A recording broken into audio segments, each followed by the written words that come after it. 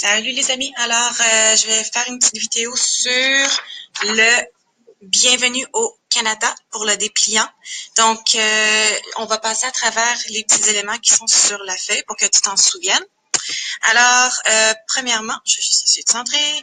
Alors, on a discuté de certains points qui sont inclus, qui doivent être inclus dans ton dépliant. Et on va aller ensuite, je vais vous envoyer sur Canva par après pour voir comment ça se passe sur Canva, savoir comment naviguer et choisir son modèle de brochure, de dépliant. Donc, dans le contenu du dépliant, on doit voir le relief, la végétation, le climat et sa description, les animaux, les villes principales. Bien sûr, tu dois inclure la capitale de la province. Les activités économiques, donc qu'est-ce qui fait que les provinces peuvent faire de l'argent, donc les ressources naturelles qu'ils doivent exploiter, comme le bois, l'électricité, etc. Et les attraits touristiques, donc qu'est-ce qui intéresserait les touristes à venir à cette province? C'est quoi les activités principales qu'on peut faire dans la province, que ce soit du patinage, que ce soit des musées, que ce soit de faire de la randonnée, peut-être la randonnée pédestre en montagne, bon, etc. N'oublie pas que le relief et la végétation, ça a rapport avec le en temps et lieu qu'on va discuter. Alors, c'est celui-ci. Donc, c'est sur les provinces de l'Ouest. Le relief, on va commencer à le voir à la page 10. Donc, voici, c'est le relief. N'oublie pas que c'est situé en bas ici, les différents noms. Ensuite, on a les climats. Donc, les différentes couleurs dans les provinces de l'Ouest et les descriptions sont incluses ici. Et ça poursuit sur l'autre page aussi. On a également les ressources naturelles qui peuvent être inclus aussi quant à ce qui est de les activités économiques. Et je crois que ça se termine ici. Oui, ça se termine. Donc, tu vas je t'encourage quand même à aller voir les autres pages pour voir s'il y a d'autres informations qui seraient intéressantes. On a aussi demandé, je te demande de remplir le document ici. Donc, c'est les différentes parties du dépliant, mais tu dois le remplir pour que tu puisses ensuite mettre l'information dans ton dépliant. Donc, ici, ça te guide étape par étape pour savoir quoi faire pour le dépliant.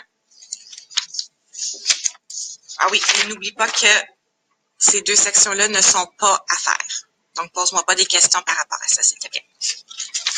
Et finalement, on va aller sur Canva. Alors, Canva, on va le trouver dans les applications. C'est le gros C, bleu pâle, comme ça. Tu vas t'enregistrer, tu vas faire ton login avec ton compte Google. Voici, ça se voit bien, voilà.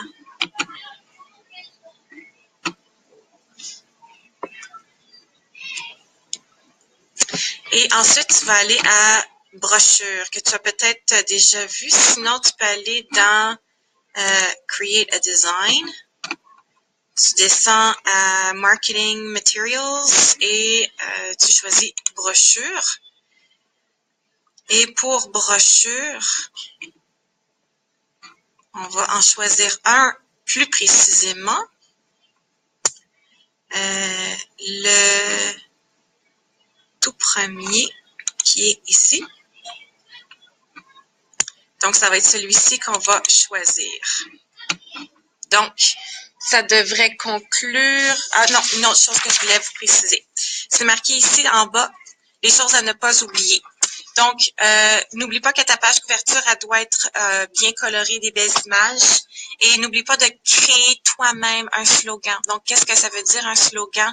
Ça veut dire que c'est un catchphrase. On a discuté, par exemple, que le slogan pour McDonald's, c'est « I'm loving it ».